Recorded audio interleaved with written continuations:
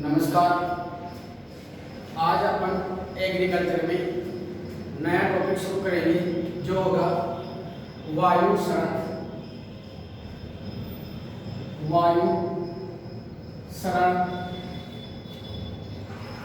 Soil erosion. पिछले video में अपन ने पढ़ा था कि जल क्षरण क्या होता है और कौन कौन सी अवस्थाएं होती हैं। तो आज अपन दूसरे कारक पढ़ रहे हैं वायु क्षरण, यानी अर्थात वायु के द्वारा मर्दा कणों का एक स्थान से दूसरे स्थान पे पहुंचना, वो प्रक्रिया कहलाती है वायु क्षरण या वायु अपवर्तन या विंड इरोजन। वायु क्षरण या विंड इरोजन, ये वायु क्षरण कहाँ पे होता है? शुष्क और अर्ध शुष्क क्षेत्रों में। कहाँ पे होता है वायु क्षरण सर्वाधिक? शुष्क और अर्ध शुष्क क्षेत्रों में।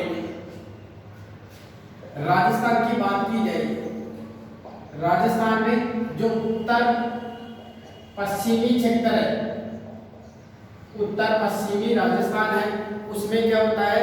वर्षा की मात्रा बहुत कम होती है और वहां पे वनस्पति नहीं पाई जाती है। तो कौन से रीजन में आता है? शुष्क क्षेत्र में। इसलिए राजस्थान में या उत्तर पश्चिमी क्षेत्र में सर्वाधिक कौन से प्रकार का क्षरण होता है? तो कौन सा होगा?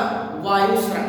क्योंकि यहाँ पे क्या होती है, जो जलवायु होती है वो कैसी रहती है? शुष्क पर्वतीय की रहती है, अर्थात कम वर्षा होती है।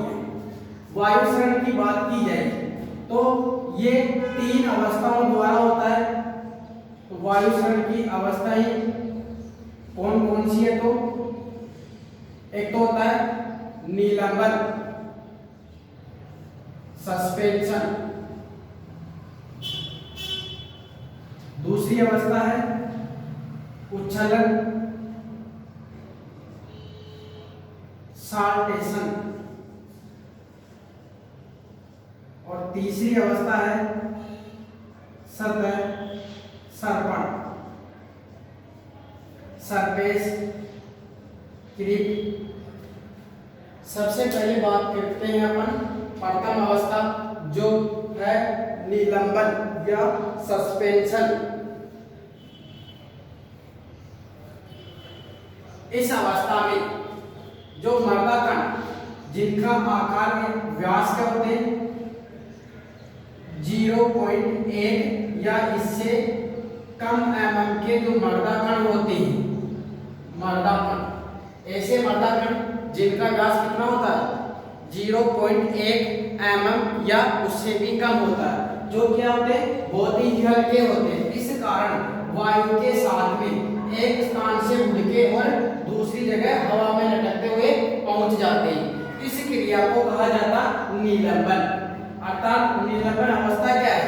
यानी ऐसे मर्दा कण जिनका व्यास 0.1 mm या इससे कम होता है, वो बार में हल्के होने के कारण वायु के साथ में लटकते हुए एक स्थान से दूसरे स्थान पे पहुंच जाते हैं। तो उस अवस्था को कहा जाता है निलंबन अवस्था। ये जो वायु क्षरण की जो निलंबन अवस्था है, जितना कुल वायु क्षरण होता है उसका लगभग 3 से लेके 5% वायु क्षरण कौन सी अवस्था के द्वारा होता है? निलंबन अवस्था के द्वारा। दूसरी अवस्था आती है अपनी उच्छलन या साल्टेशन। ऐसे मर्दा कण जिनका व्यास कितना होता है? 0.1 से लेके और 0.5 mm। अब इन मर्दा कणों का जो भार होता है वो मध्यम प्रवृत्ति का होता है, अर्थात इस कारण जो मर्दा कण होते हैं तेज वायु के द्वारा धीरे धीरे उछलते हुए क्या होते हैं? एक स्थान से दूसरे स्थान पे पहुंच जाते हैं। तो उस क्रिया को कहा जाता है उच्छलन, अर्थात मर्दा कणों का उछलते उछलते एक स्थान से दूसरे स्थान पे पहुंचना, वो क्रिया कहलाती है उच्छलन प्रक्रिया। इसके बाद में इस प्रक्रिया में जितना वायु क्षरण होता है उसका लगभग कितना होता है? 50 से लेके 75% इस अवस्था के द्वारा होता है। तो इसमें क्या हो गया? सबसे हानिकारक अवस्था कौन सी हो जाएगी? उच्छलन। इसके बाद में अपने तीसरी अवस्था आती है सतह सर्पण। तो ऐसे मर्दाकण जिनका व्यास कितना होता है 0.5 mm या उससे अधिक जो मर्दाकण होते हैं, ये भार में वजन में अधिक होने के कारण ये मर्दाकण न तो वायु के साथ में लटक के एक स्थान से दूसरे स्थान पे पहुंच पाते और न ही क्या होते उछलते हुए धीरे धीरे आगे बढ़ पाते। इस कारण ये मर्दाकण क्या होते धरातल के समीप कैसे होते सरक की तरह क्या होते रेंगते हुए धीरे धीरे क्या होते आगे बढ़ते रहते हैं। तो उस प्रक्रिया को क्या कहते हैं? सतह सर्पण या सरफेस क्रीप। इस अवस्था के द्वारा कितना प्रतिशत सरण होता है? तो 5 से लेके और 25%। ये है अपने वायु सरण। वापिस इसको देख लेते हैं एक बार। वायु सरण क्या होता है?